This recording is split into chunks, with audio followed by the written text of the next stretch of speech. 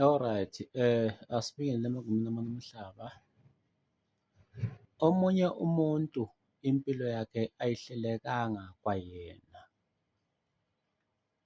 Zizolunga njani izinto zakho uma impilo yakho ingahlelekanga? Hlela impilo yakho ngemva kokubana uzolanda ezinye izinto ezizokwazi ukuthi zikuphilise empilweni yakho. Number one, wena ungumuntu onabangani abaningi. Unabangani abaningi nje uthi uzolanda into empilweni yakho ezokuphilisa, uxoxele abangani. Zizolunga kanjani izinto zakho kulokho ngemva kokubona uzolanda into ezokuphilisa uxoxele abangani? Okulandelayo-ke, wena ngoba uwedwa usuka usuzihlelile ukubana empilweni yakho ufunani. Uthi uma ngabe usuyilandile into yakho le osuke uyilandile lapho oyilande khona, bese uxoxela abangani, hhayi njengoba ngingekho nje, ningibona ningangiboni, nigida laphaya kwazi bani bani, kune-function laphaya laphaya. Mina bengihambile ngiye kwaDlozikhulu, noma bengihambile ngiye e-Mozambique, noma bengihambile ngiye e-Zambia ngiyolanda into. Bafana angeke nisazwa ngami nina. Mina yimi engizoliphuzisa, yabona as from next week niyophuziswa yimina. Ulandele into wena ukuthi uyophuzisa abangani bakho. Alisebenzi kanjalo ihlelo lesintu, lifanele lizwe kahle, alisebenzi kanjalo ihlelo lesintu. Esintwini vele akwenziwa kanjalo. Noma ngabe sewubona ukuthi kunomelaphi endaweni ethile, hambe walanda into. Abatshele abangani bakho ukuthi uyolanda okuthile endaweni ethile. Abatshele abangani bakho ukuthi bazophuziswa nguwe next week, ngoba u-Brazaba wayengeke akuphuzise wena, bathi siyamkhipha esikimini, nisho njalo.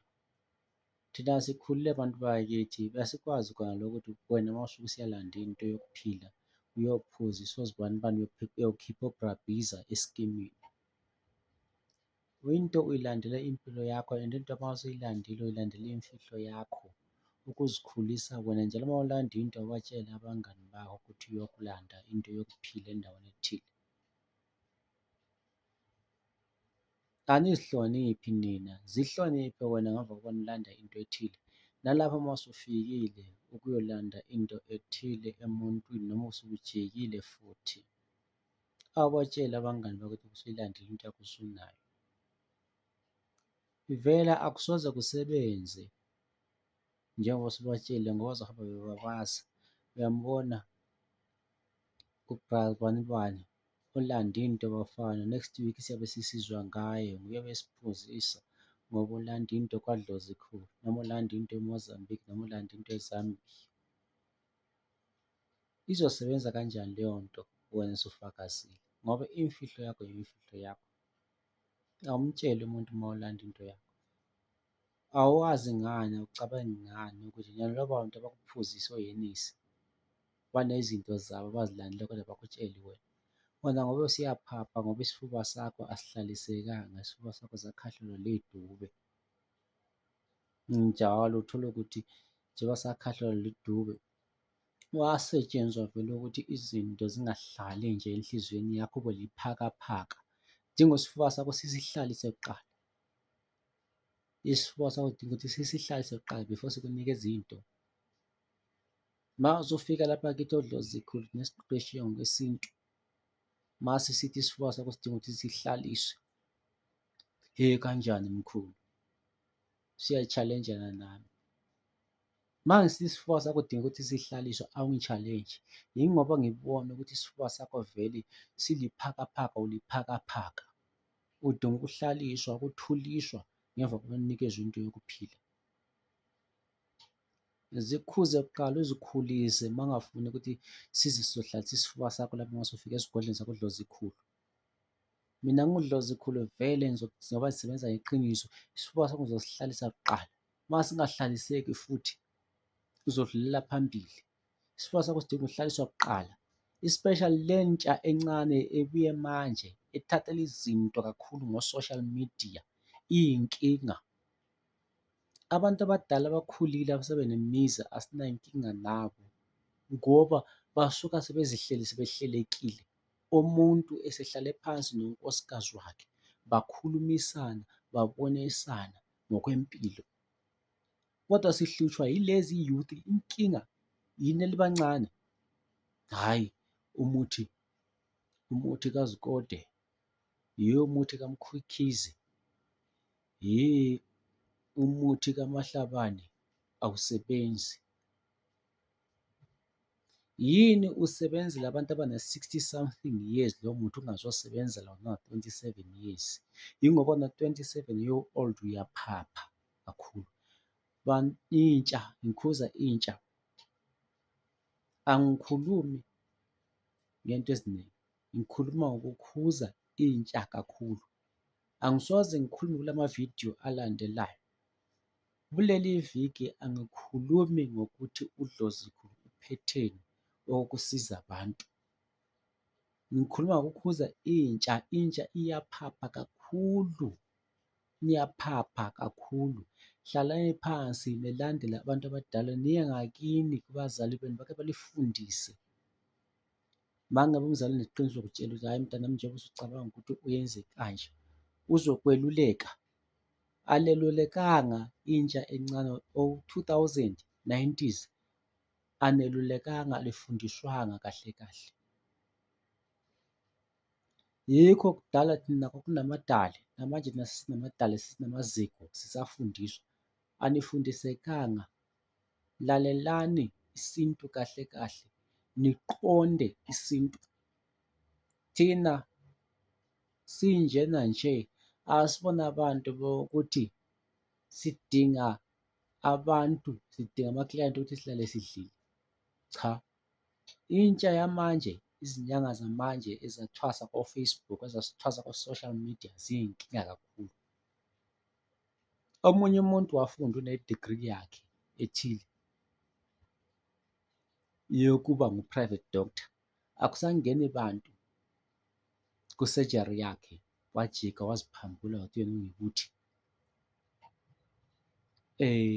Senibona ngathi yena uyazi kakhulu. Thina asifundisi ngokwesintu, asifuthi asiziphakamisi, angiziboni ku-social media thina sinezimoto ezithile, thina sinokuthi nokuthi. Cha, fundisekani kakhulu kakhulu. Uma ngabe nibona ungathi niyashoda, dingani abantu abadala, nike lihlale nabo phansi balifundise isintu sayizolo, isintu sasemandulo. Banakhe ngoba anakhekanga kahle kahle. Ukwakheka kubalulekile. Ngiyathokoza, ngiyanithanda futhi ngilifundisa ukuthi kwasemandulo thina sifundiswe kanjani, ephehlweni siphume kanjani thina. Yikho sizwe singathuki inhlamba, kodwa-ke sesiba nabantu abasithukayo. Thina intsha ama-2000 ayi-problem, sejika sithuka. Ubani kayenzi njengawe? Mina ngazi kuthiwa kwenziwa lokhu nalokhu nalokhu. Uzofuna ngekini uma wazi ukuthi kwenziwa lokhu nalokhu nalokhu. Ungayi kulo wakutshela kwenziwa ngalokhu nalokhu ukuze kuphume okusha. Mina phela angeke ngikutshele yonke imfihlo yami, mina ngikunikeza into ezokwazi izokuphilisa.